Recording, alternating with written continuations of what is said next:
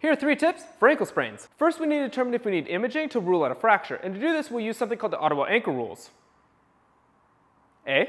If there's pain on the backside of the malleolus, or if there's pain on the navicular bone, or the base of the 5th metatarsal, plus the inability to walk 4 steps, then we should probably get an x-ray. The second is we don't have to worry about price, which stands for protection, rest, ice, compression, and elevation. And the reason is because it doesn't appear to help with pain, swelling, or function, so basically everything. So eat your frozen veggies and stop using them to ice your ankle. And finally, begin exercise as soon as tolerated to help facilitate the healing process. This should include strengthening exercise for eversion, dorsiflexion, and plantar flexion, as well as some balance exercises.